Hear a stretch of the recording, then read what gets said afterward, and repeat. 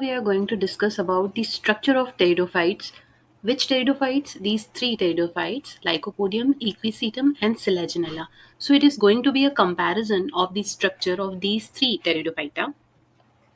First, before moving to the structure, we need to know about the systematic position of each of these. The kingdom is obviously the plant kingdom. First, we are going to discuss about Lycopodium. So, Lycopodium belongs to the division Lycophyta. Lycophyta is the division which is known for club mosses. Similarly, Selaginella also belongs from the division Lycophyta. Why do these lycophytes are called as club mosses? Because of the presence of sporangium, which is club shaped. As we can see in the picture, the sporangium in Lycopodium is club shaped. Therefore, the division Lycophyta is used for club mosses. The class for Lycopodium, the Lycopodium belongs from the class E. ligulopsida, which means the ligule below the leaf is absent in Lycopodium. The order Lycopodiales, it represents the homosporous pteridophytes, and these Lycopodiales order only comprises of a single family, that is Lycopodiaceae, from which the genus Lycopodium belongs. Moving on to next division, which is Sphenophyta. Equisetum occurs under the division Sphenophyta. Sphenophyta are also known as horse tails. Further, we will study why these are called as horsetails, because the nodes and internodes, they appear in equisetum just like the tail of a horse. There is silica deposition which is found in the stem of equisetum or those pteridophytes which occur under the division Sphenophyta. The nodes and internodes in this division are eustelic. Sorry, the stem is differentiated into nodes and internodes. The stem is eustelic, the condition of stele or the occurrence of xylem and phloem, as we discussed previously in the stelar system in Pteridophyta. There is a eustelic condition at internodes, whereas siphonostele is found at the nodes. Three different kinds of canals. Now, we must know that equisetum comprises of canals. There are three different types of canals that are found in equisetum, which are carinal canal, which is for conduction of water. There are two more canals, the central canal and the valvular canal. We will go through it when we'll study the structure in detail along with the diagram. These canals are meant for water exchange, gas exchange. So one canal, that is carinal canal, is meant for water conduction, whereas the central canal and the valvular canal, these are meant for gaseous exchange. The class Calamopsida is the only it has the only living genus which is Equisetum. So therefore, under the class Calamopsida, there is only one living genus, that is Equisetum. The order Equicetales represents those pteridophytes which comprise of cyclic arrangement of leaves. As we can see in the picture below, the leaves are arranged in a cyclic manner. The family Equisetaceae represents the homosporous pteridophytes, and the genus Equisetum represents the pteridophyte which has multiflagellate anthrozoids. Moving on to the same division as we discussed previously for Lycopodium, the division Lycophyta, which represents the club mosses. The club mosses because the sporangium is club shaped. Class Ligulopsida. For Selaginella, the class is Ligulopsida because here the ligule is present below the leaf. The order is Selaginellales. Selaginellales order represents creeping habit of plant, and the plant is erect. The family Selaginaceae only comprises of one living genus, that is Selaginella. When it is said that the only living genus is so and so, it means rest of the genus under the same family are actually extinct today. When we study the structure of pteridophytes, we need to study it externally, that is, the morphology of the pteridophytes, and internally, the internal structure of stem, roots, and the rhizome. So, first we will go through the morphology, that is, the external appearance of these three pteridophytes. So, Lycopodium, as we see in this diagram, the sporophytic plant body comprises of leaf, root, the rhizome portion, and the strobilus. Considering the habitat variation of Lycopodium, Pritzel in 1900 divided the genus Lycopodium into two subgenera, that is Eurostachya, that is with the Lycopodium with erect dichotomous branched structure, or the sporophyte, and the Ruphallostrechia, which has prostate stem pattern and the dichotomous branches, which later on turn into monopodial branching. In Eurostechia, the leaf size is equal to the size of the sporophyll, whereas in Ruphallostrechia, the size of foliage leaf is larger than those of the sporophyll. So it might be a visible difference between both of them. For example, the Eurostechia, Lycopodium siligo, and Ruphallostrechia, Lycopodium clavatum. The types of mature gametophyte, this is a very common question that is being asked in the exams. The mature gametophyte in Lycopodium may be of three different types. As we can see in the diagram, these three types. First type is the Cernuum type, that is erect cylindrical, it grows on the surface of ground, it has a lobed uh, green zone bearing sex organs. At the base of the gametophyte, at the base of the lobes, rhizoids are restricted to the basal portion only. Endophytic fungus is also found in the Cernuum type. The clavatum type, which is the second type of Lycopodium gametophyte, the spore germination is delayed in the clavatum type of gametophyte. So the prothallus has a longer lifespan. The development beneath the ground within the humus. Phlegmaria type, the third type, the sporophyte grows on tree trunks. As we can see in the diagram here, the sporophyte grows on the tree trunks. It is found in the epiphytes. The immediate spore germination and the gametophyte grows in one season only and not all the seasons. So it is restricted to the seasons. Moving on to the equisetum. As we can see the structure, we called it horsetail. So the appearance of the stem, as we can see, is like horsetail. It is differentiated into nodes and the internode region. As we can see the axial branches here, the internodes and the nodal region, and the strobilus portion of equisetum. Due to the deposition of silica on the outer surface, it is known as scouring rushes. The ash is used to clean the utensils. Now I think it is clear the meaning of scouring rushes. It is used to clean the utensils. That is, it might appear like the scrub we use in the cleaning of utensils. Around 30 species of equisetum are found in India today. The only living genus of Sphenophyta, as we already discussed, is Equisetum only. Rest all the species, all the genus of this Sphenophyta uh, are actually extinct today. The important feature of the sporophyte of Equisetum is that the stem is jointed. It is jointed in ridges and grooves, and the whole scale like leaves. The leaves are actually scale like, they are very small and spiny. So we call them scale like leaves. Each ridge of the stem correspond to leaf on the node. We can see in the structure this node portion, the leaves are present here on the nodal portion. So each ridge correspond leaf on the node above.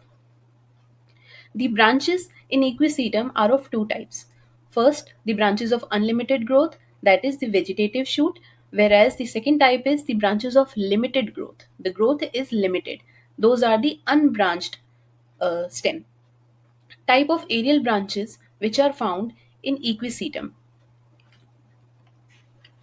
As we can see here in the diagram, first type is equisetum arvens. This diagram shows equisetum arvens. It has two types of branches, the fertile branches and the sterile branches. The second type of equisetum is equisetum debile. This diagram, equisetum debile. All the branches of equisetum debile have chloroplast in them, which gives it a greener appearance.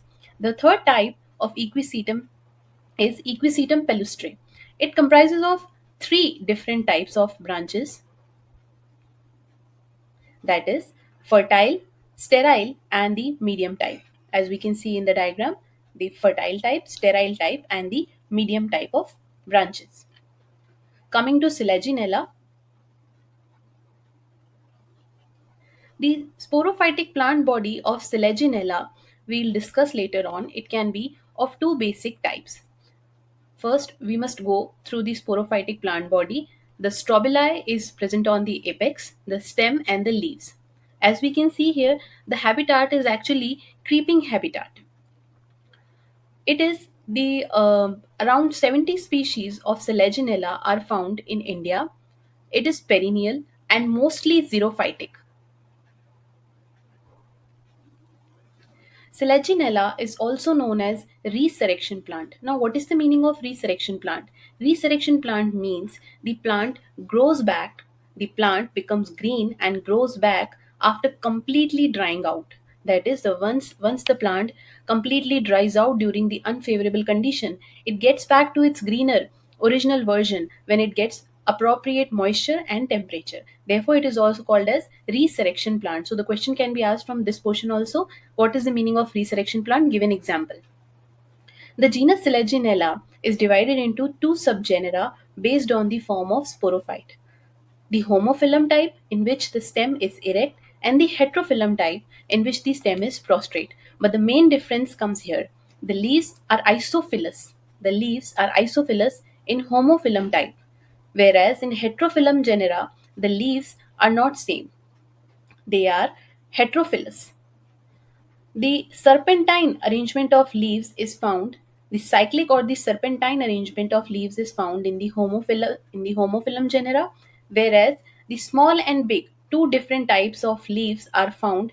That is, dimorphic leaves are found in the heterophyllum subgenera, as we can see in the diagram. Now we look into the internal structure of these three pteridophytes. So first we'll discuss Lycopodium. As we saw in the morphology that the sporophytic plant body of Lycopodium is differentiated into root, stem and the leaf. First we'll discuss the stem, the internal structure of the stem. So, if we cut a TS of the stem, for example, this is the stem, and we cut a TS, a transverse section, and look into the microscope, we get to see this kind of a structure. So, as we can see that the outline of the stem, it is it is differentiated into ridges and grooves. Ridges and grooves.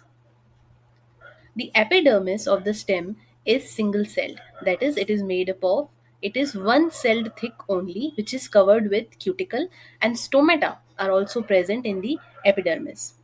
Secondly, the cortex, which is inner to the epidermis, this region, this cortex is differentiated into three different zones. The outermost zone of the cortex is made up of dead cells, that is, the sclerenchymatous cells. The middle layer and the inner layer are made up of living parenchymatous cells.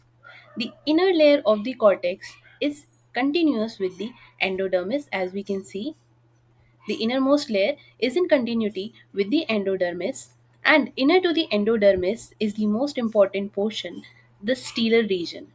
As we already discussed in the previous video, that the stele found in Lycopodium is protostele, the simplest of all stele, which is also subdivided into different types. So this was about the stem of the Lycopodium. If we look at the structure of leaf, the internal structure of the leaf of Lycopodium shows a single layered epidermis, as we see here. It is a very simple structure. The epidermis is covered with cuticle, as we see. This is the cuticle outside the epidermis. One type of mesophyll tissues, the parenchymatous cells, make up the mesophyll tissue of the leaf, and one median concentric vascular bundle. One median concentric vascular bundle is present in the central portion of the leaf, inner to the mesophyll region. Coming to the stem of equisetum, the sporophytic plant body in equisetum is also differentiated into stem, root, and the leaf. The rhizome bears vegetative shoots as well as the fertile shoots. Now, what is this rhizome? This is just like the stem. It shows many similarities with the stem and some similarities with root also. So we'll later on discuss about the rhizome. The rhizome bears two different type of shoots, the vegetative and the fertile shoots. So here we see the outline, which is again divided into the ridges and the grooves. So the ridge portion, this portion, which is coming upside. So the ridge portion comprises of these cells, as we can see.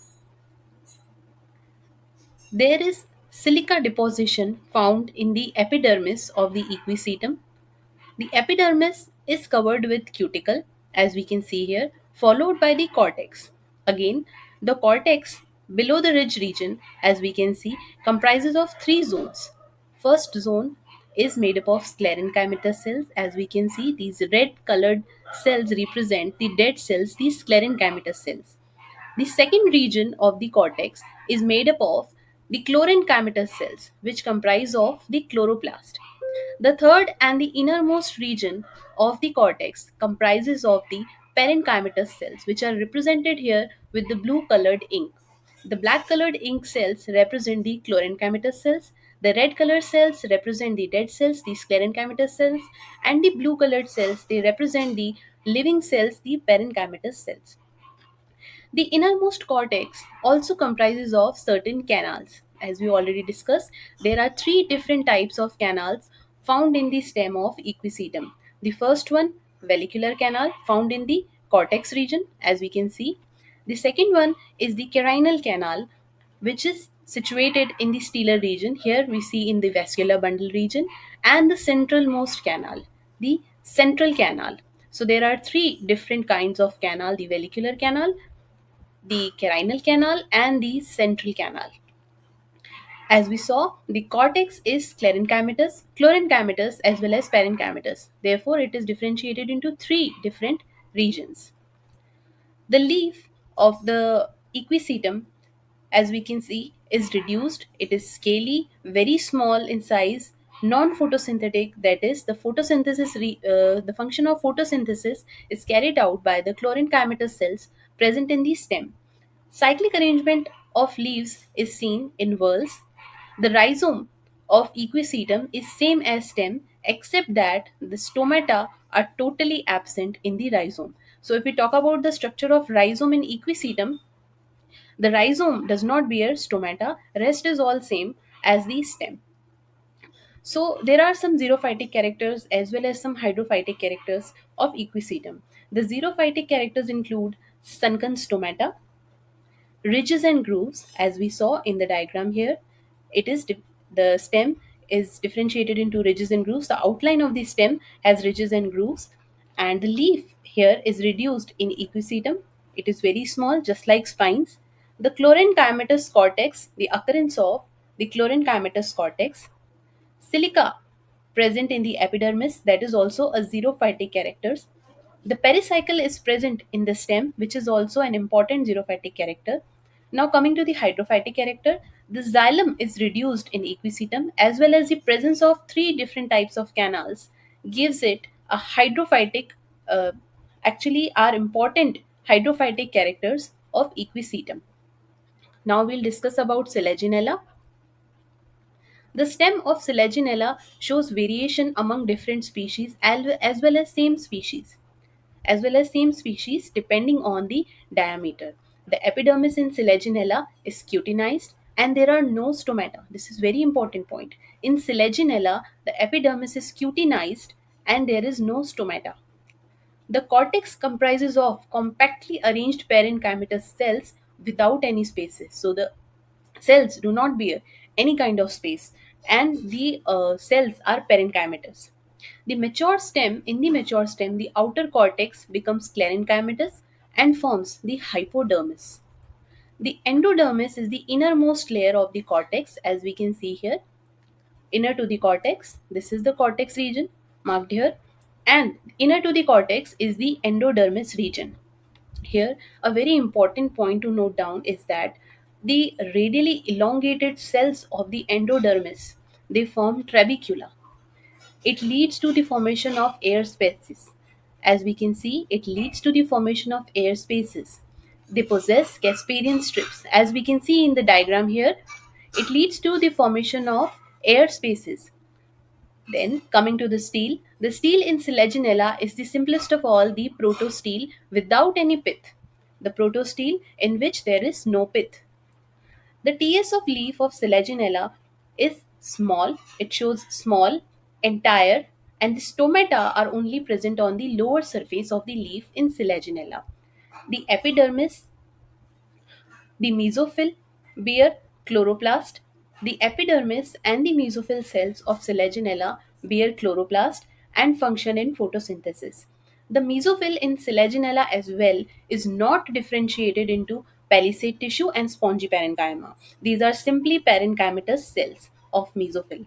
The vascular bundle comprises of xylem surrounded by phloem, which is the xylem only comprises of tracheids. As we can see in the diagram, the xylem is simply surrounded by the phloem. There is a ligule present at the base of the leaf. When we discussed the systematic position of Selaginella, we saw that there is a ligule present at the base of each of the leaf. So the ligule is a foot-like structure at the base. As we can see here, it is a foot-like structure followed by the glossopodium. The ligule has a one-cell tip and it is a membranous projection. So this was all about the stem and the leaf of all the three pteridophytes. The root of Lycopodium is differentiated into epidermis, cortex, and the stele region. The epidermis of the root of Lycopodium is single layered. As we can see in the diagram, the epidermis is single layered. It possesses root hair. The cortex in root, if we talk about Lycopodium, be it equisetum, the cortex is differentiated into two zones. The outer one, which is made up of dead cells, that is sclerenchymatous cells, and the inner cortex, which is made up of the living cells, the parenchymatous cells. The stele is the simplest stele, the protostele. The young root of Lycopodium, in the young root, the xylem is in monarch condition. But in old roots, the xylem can be diarch to decaarch. Di means two and decaarch means 12. So there could be, in old root, there could be two strands of xylem or 3, 4 up to 12. There could be up to 12 strands of xylem. As we can see in this figure below, the diarch condition, triarch condition, up to the polyarch condition, which means polyarch means more than 8. Polyarch condition means more than 8 strands of the vascular bundle. So there could be more than 8 or up to 12 strands of xylem. The phloem lies between the xylem only, as we can see in the structure. If we talk about the root of equisetum, the root system is adventitious in equisetum as the primary root is short lived, therefore, the secondary roots are endogenous. The TS of root of equisetum shows following sections. The outermost layer is the single layered epidermis without any root hair. So, root hair are absent in equisetum root. The cortex is again differentiated into two zones. The outer one, which is made up of dead cells, the sclerenchymatous cells. These cells are lignified as they are dead cells. Obviously, they are lignified and form the exodermis. The inner cortex is made up of the living parenchymatous cells, and the air spaces in these parenchymatous cells of cortex are present. Inner to the cortex is two layered endodermis, and the inner cortex is with Casparian bands. We can see here, this is the inner cortex and this is the outer cortex. The cortex is followed by the endodermis. So the endodermis is two layered, the outer endodermis and the inner endodermis. The stele in the root of equisetum is in triarch condition. This is the diagram triarch condition. Up to it can be from the stele can be triarch to hexarch. So as we can see in the diagram, the triarch condition up to polyarch condition, and the central metaxylem is surrounded with protoxylem, and no pith is present in the root of equisetum. Therefore there's no pith in middle, and the metaxylem, this is the metaxylem, it is surrounded by these protoxylem. The root of Selaginella, it arises endogenously. The branching is dichotomous at the right angle to each other. The outer wall of epidermis is cutinized. This outer wall of epidermis, it is cutinized. Root hair are present in the root of Selaginella. The hypodermis is thick-walled. The hypodermis here is represented with these black colored cells. The hypodermis is thick-walled, followed by the cortex region. The innermost layer of cortex is in continuity with the endodermis and 1 to 3 layered pericycle. The stele here is the protostele. The xylem forms the solid central core. It can be monarch to tetrarch. The phloem lies around the xylem. The rhizophore found in Selaginella, as we can see the differences between root and the rhizophore of Selaginella, we can see here in the diagram. We can compare both these diagrams. As we can see, there are no root hair in the rhizophore. This is the TS of rhizophore and this is the TS of root. So there are no root hair in the TS of rhizophore. Root hair are totally absent. The epidermis is single layered, as we can see, followed by the hypodermis. Similarly, the cortex, just like the root, followed by the endodermis and the pericycle. The stele comprises of the xylem and the phloem. But the main difference here is that no root hair are present in the rhizophore. These rhizophore differ from root as they arise from the lower side of the stem, and they show dichotomy. They grow vertically downward and bear a tuft of adventitious roots.